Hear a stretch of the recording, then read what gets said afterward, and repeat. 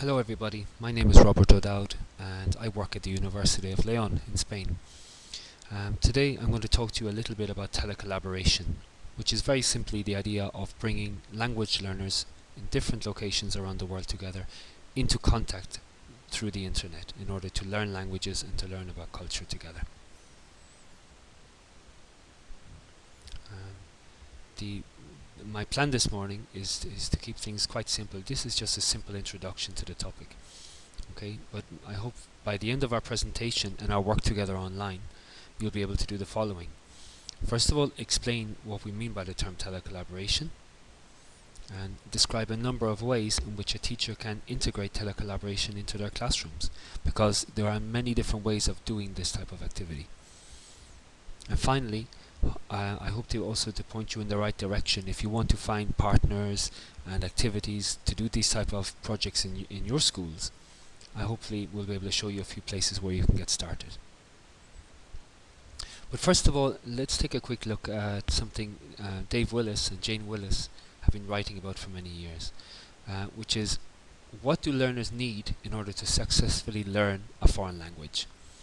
Well, maybe you want to pause this video for a second and think about that.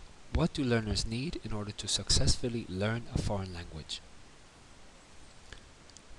Well, I don't know what you thought, but Jane Willis and Dave Willis have suggested the following four basic components. First of all, students need to be motivated to read, listen to, speak and use the language. Secondly, they need to be exposed to a great deal of authentic and comprehensible input in the target language. So they need to hear authentic listening recordings, they need to read authentic texts. Thirdly, they said this isn't vital, but it certainly helps if students have an opportunity to focus on form. That means to look at the grammar and the vocabulary of the language, and to learn how it works. And fourthly, students need sufficient opportunities to communicate in the foreign language. They need chances to use the language in real ways if possible. Now, I'd ask you to once again pause this video and think about which of the four of these components is the most difficult to achieve in your normal foreign language classroom. Well, I don't know what you think, but I would suggest that the most difficult one to achieve is definitely the fourth one. Getting sufficient opportunities for your students to communicate and to want to communicate in the foreign language. And this is, in my opinion, where telecollaboration can be useful. Telecollaboration, like I said, is the idea of bringing classes of foreign language learners into contact together so they can learn from each other. They can collaborate together, interact together, and thereby use their foreign languages and learn about the foreign cultures. We call this activity many different names. It can be called telecollaboration, can be called online intercultural exchange, or very often in secondary school context we call it E-tandem, E-twinning, especially in Europe, and E-pals if you're working in the United States. So, let's have a look at one or two different types of telecollaboration, see how they work very briefly. The first one, E-tandem, is probably the most common, which is where you bring two native speakers into contact together. You match your learners with your partner class and get them to write to each other and communicate together in the two languages. So for example, a group of Spanish learners of English here in Spain might write via email or speak via Skype on a weekly basis with learners of Spanish in the USA or in Ireland or in England. Okay, and it's the partner's job to provide feedback for their partner on the content and their foreign language performance. So let's have a look at a very simple example here. Here's one email from a typical American Spanish E-tandem. Okay, here is an American student writing to their Spanish partner. You see that they start off writing in English. That means that their Spanish partner is going to see a native speaker writing in English, which is great exposure to very good input, very rich input. It was great to receive your letter. I was so happy to see that you responded to my questions. Thank you. Your responses are very informative. You see how the partner here is looking after the correspondence and looking after the partnership and keeping things going. Then the partner goes on to give some feedback to Pablo, the Spanish student, about his English. Your English is very good, she says. There are only a few suggestions that I have to correct it. Okay, and then she gives her some feedback. So here we get this, our Spanish student Pablo is learning from his partner about his English writing, the mistakes he's made. And then it's her turn. She goes on saying, okay, now I'm going to write a little bit in Spanish. And she starts writing in Spanish, and what Pablo will do is Pablo will write back to her next week and give her feedback about the Spanish mistakes that she made, and maybe ask her more things, and he will continue then writing in English again. And on it goes. Okay, so this is a typical E-tandem type of setup. But there are other ways of doing this that are maybe a little bit more complicated, but can be maybe a little bit more rich and nuanced in their learning.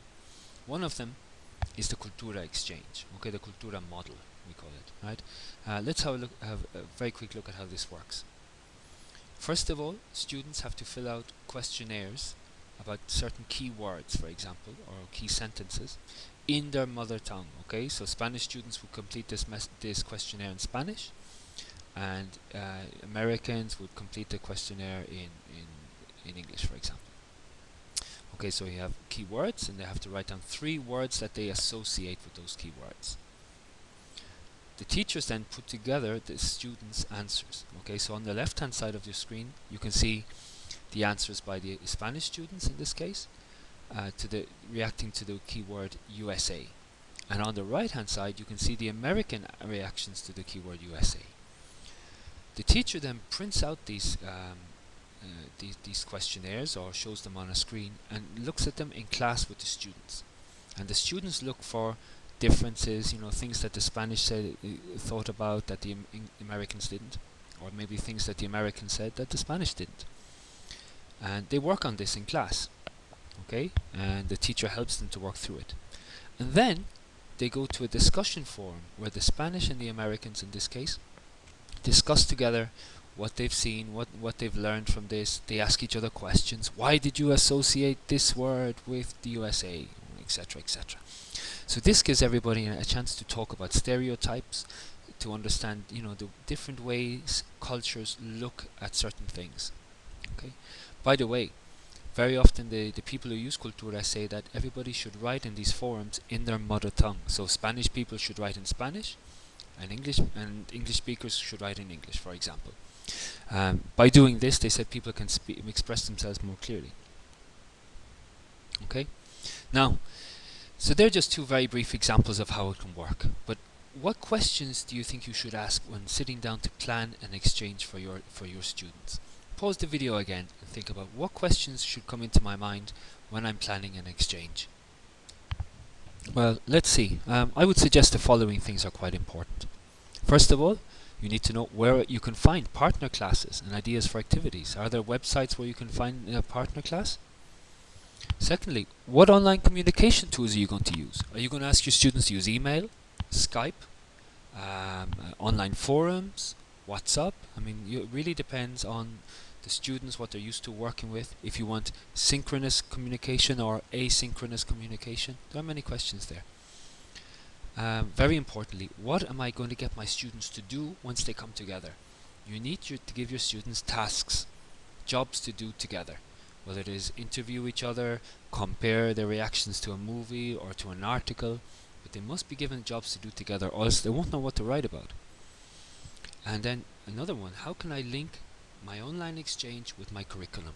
Because you need to find ways that the text that you are working on in class are related in some way to what's happening in your online exchange. Then it makes more sense for your students.